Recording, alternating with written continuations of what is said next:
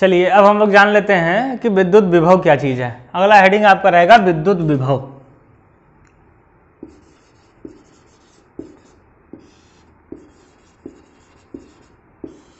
इसको कहते हैं इलेक्ट्रिक पोटेंशियल।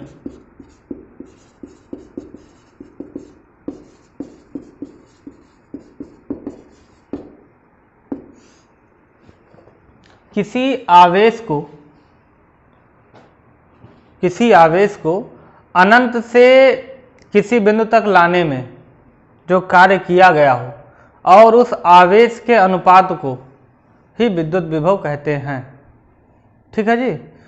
किसी आवेश को अनंत से विद्युत क्षेत्र के भीतर लाने में किए गए कार्य तथा उस आवेश के अनुपात को ही विद्युत विभव कहते हैं। या दूसरे शब्दों में कहें कि एकांक आवेश को अनंत से विद्युत क्षेत्र के भीतर किसी बिंदु तक लाने में किए गए कार्य को ही उस बिंदु का विद्युत विभव कहते हैं।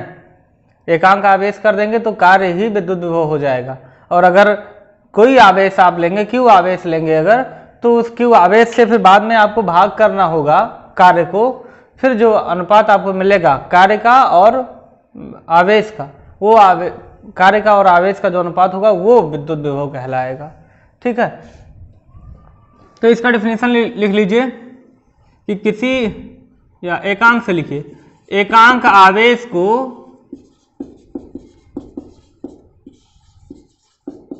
अनंत से किसी बिंदु तक लाने में, किसी बिंदु तक लाने में किया गया कार्य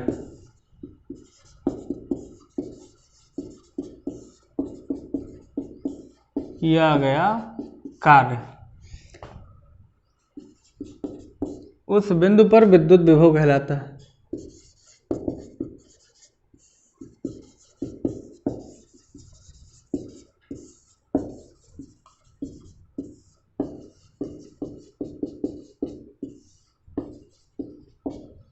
ठीक है।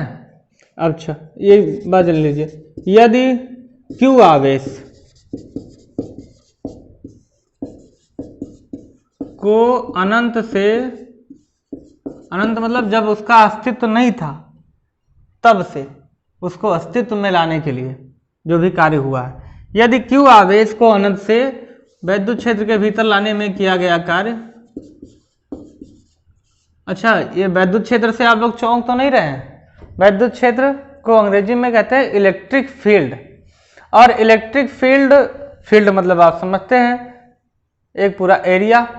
अच्छा, जैसे चुंबक आप किसी बिंदु पर रख दीजिए, यहाँ पर आपने चुंबक रख दिया तो अपने चारों ओर एक क्षेत्र जनरेट करता है, अपने चारों ओर एक एरिया जनरेट करता है कि उस एरिया में अगर कहीं लोहे का पिन आ गया तो वो एब्जॉर्ब करेगा, वो अट्रैक्ट करेगा, आकर्षित कर लेगा लोहे के पिन को।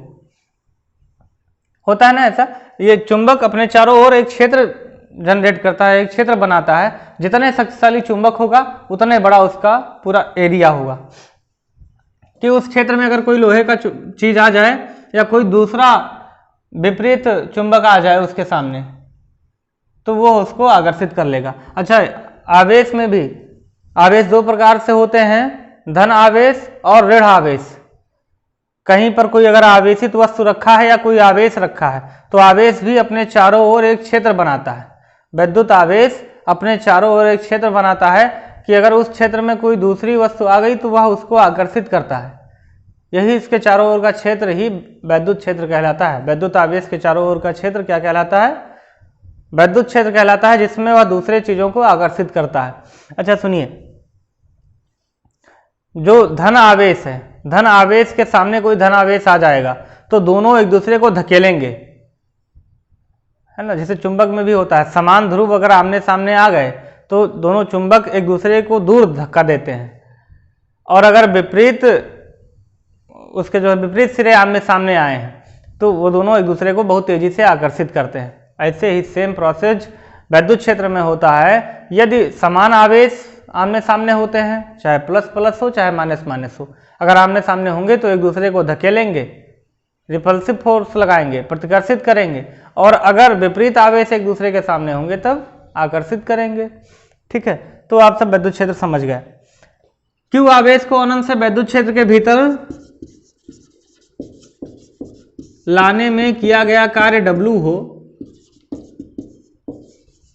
कार्य क्या होता है? किसी वस्तु पर बल लगाकर उसको बल की दिशा में विस्थापित कर देना कार्य कहलाता है। ठीक है, W बराबर होता है FD cos थीटा। अगर वस्तु बल की दिशा से थीटा कोण पर विस्थापित हो जा रहा है तो FD cos थीटा लगाया जाएगा। ठीक है, W बराबर होता है FD cos थीटा। और कार्य का मात्रक क्या होता है जी? जूल होता है। किया गया कार्य, अच्छा, किया गया कार्य जो है ना वो व्यय ऊर्जा के बराबर होता है। ऊर्जा का मात्रक भी जूल होता है और कार्य का मात्रक भी जूल होता है। तो जितना कार्य किया गया या जो ऊर्जा खर्च किया गया कार्य W हो तब विद्युत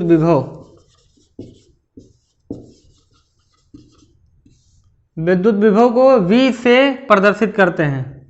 यही बीच में लिख दे रहे हैं, इसे V से प्रदर्शित करते हैं।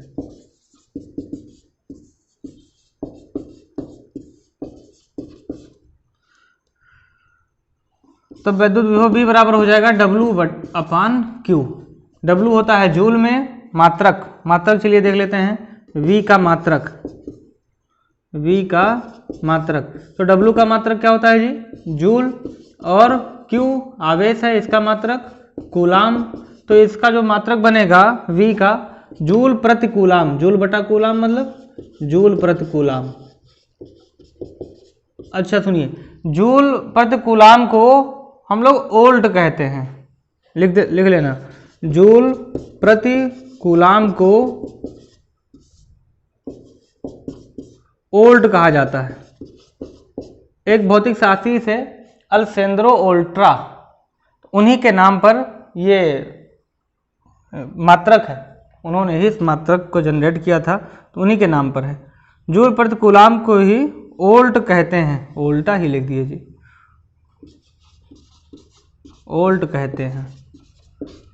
MKS पद्धति में विद्युत विभव का मात्रक क्या होगा? ओल्ट होगा। ठीक, चलिए नोट कर लीजिए।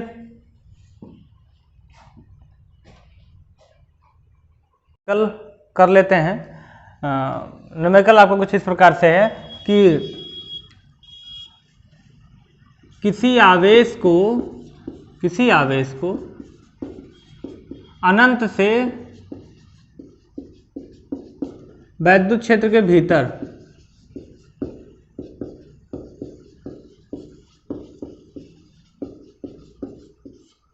लाने में किया गया कार्य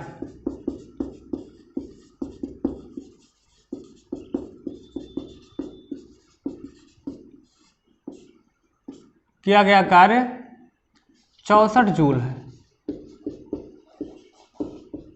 ठीक है, यदि उस बिंदु पर विभव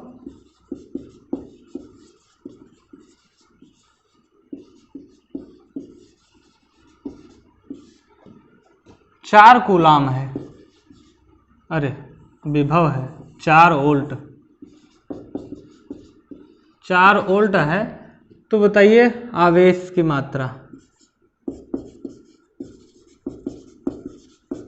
आवेश का मान बताइए क्या होगा। तो चलिए इसका हल देखते हैं। अनंत से विद्युत क्षेत्र के भीतर लाने में जो किया गया कार्य होता है वही होता है उसका विभव, वोल्ट में होता है। चलिए, तो हमको कार्य W का मान पता है, W बराबर है 64 जूल। ठीक जी, और उस बिंदु पर विभव V का मान पता है 4 वोल्ट। विभव को हम लोग V से प्रदर्शित करते हैं। ठीक, V का मान है 4 वोल्ट, W का मान है 64 जूल। तब सूत्र आप जानते हैं इसके परिभाषा से, जो सूत्र मिला था विभव के परिभाषा से, कि अनंत से किसी बिंदु तक लाने में किया गया कार्य तथा आवेश के अनुपात को ही उस बिंदु का विभव कहते हैं। तो सूत्र B बराबर W/Q से V का मान है 4 और W 64 है बाई Q। अब कैंची गुणा हमारे पास है। ठीक है जी, कैंची गुणा हम लोग कर लेंगे। तो हमको 4 into q is equal to मिल जाएगा 64। तो Q इज इक्वल टू कितना हो जाएगा जी, देन व्हाट इज Q, ये 4 नीचे आ जाएगा, 64/4 डिवाइड करने पर कितना आएगा, 16 आएगा सर। ये आ गया 16। Q का मान है ना, Q क्या है, आवेश है, आवेश का मात्रक कूलाम। कूलाम को इसे शॉर्टकट में C से व्यक्त कर देते हैं, C भी लिख करके आप छोड़ सकते हैं। 16 कूलाम मात्रक लिखना बहुत आवश्यक होता है। इस पर और भी न्यूमेरिकल आपके बुक्स में होंगे, उसको करना है आपको। और चलिए एक और बात जान लेते हैं हम लोग, एम्पियर की परिभाषा जान लेते हैं। एम्पियर की परिभाषा क्या होती है? एम्पियर किसका मात्रक है जी, विद्युत धारा का। विद्युत धारा का सूत्र क्या होता है, सूत्र से ही आप पूरा परिभाषा बनाएंगे। I इज इक्वल टू होता है Q/T, ये इसका सूत्र है। I is equal to Q/T। यदि Q का मान 1 हो जाए और T का मान 1 हो जाए तो I का मान कितना आएगा, 1। यदि Q बराबर हो 1 कूलाम तथा T बराबर हो 1 सेकेंड, कल्पना है ये, तो I बराबर कितना मिलेगा, 1/1 बराबर 1 एम्पियर प्राप्त होगा ना। I का मात्रक क्या होता है, एम्पियर होता है। I विद्युत धारा है, I बराबर 1 एम्पियर। तब हमको I का मान 1 एम्पियर प्राप्त हो रहा है जब Q का मान 1 है और T का मान 1 है। यदि 1 सेकंड में किसी चालक तार में 1 कूलाम का आवेश प्रवाहित होता है, किसी चालक तार में यदि एकांक समय में एकांक आवेश प्रवाहित हो रहा है तो चालक में प्रवाहित धारा कितना होगा, 1 एम्पियर होगा। यदि किसी चालक तार में 1 सेकंड में 1 कूलाम का आवेश प्रवाहित होता है तो चालक में प्रवाहित धारा का मान 1 एम्पियर होगा। ये हो गया 1 एम्पियर का डेफिनेशन, लिख लीजिएगा। यदि किसी चालक तार में 1 सेकंड में 1 कूलाम का आवेश प्रवाहित होता है तो चालक में प्रवाहित धारा का मान 1 एम्पियर होगा। चलिए वोल्ट का भी इसी तरह से डेफिनेशन बनाते हैं। ये हो गया एम्पियर की परिभाषा, हेडिंग डाल के बकायदा अपने नोट्स में लिखिएगा आप सब। और चलिए वोल्ट की परिभाषा, भाषा नहीं सर, परिभाषा। अच्छा, वोल्ट बराबर V बराबर होता है W/Q। यदि W का मान हो जाए 1 जूल और Q का मान हो जाए 1 कूलाम, COULOMB, कूलाम्ब, लेकिन कूलाम ही कहते हैं इसको। Q का मान हो जाए 1 कूलाम और W का मान हो जाए 1 जूल, तो B बराबर कितना हो जाएगा, 1 वोल्ट मिलेगा। तब आपको Q का मान 1, W का मान 1, तो B बराबर क्या हो गया, 1/1 मतलब 1 वोल्ट। यदि 1 कूलाम आवेश को अनंत से वैद्युत क्षेत्र के भीतर लाने में किया गया कार्य 1 जूल हो तो उस वैद्युत क्षेत्र के उस बिंदु पर विभव 1 वोल्ट होगा। यदि 1 कूलाम आवेश को अनंत से वैद्युत क्षेत्र के भीतर लाने में किया गया कार्य 1 जूल हो तो उस बिंदु का विभव 1 वोल्ट होगा। ये हो गया वोल्ट का डिफिनीशन। ठीक है जी, नोट कर लीजिए। और जो नहीं लिखे हैं बोर्ड पर, जो सिर्फ बोले हैं, उसको भी आपको नोट करना है। वीडियो को पॉज करके और एक एक बात को पॉज करते हुए और नोट करते हुए चले जाना है। ठीक है जी, चलिए नोट कर लीजिए।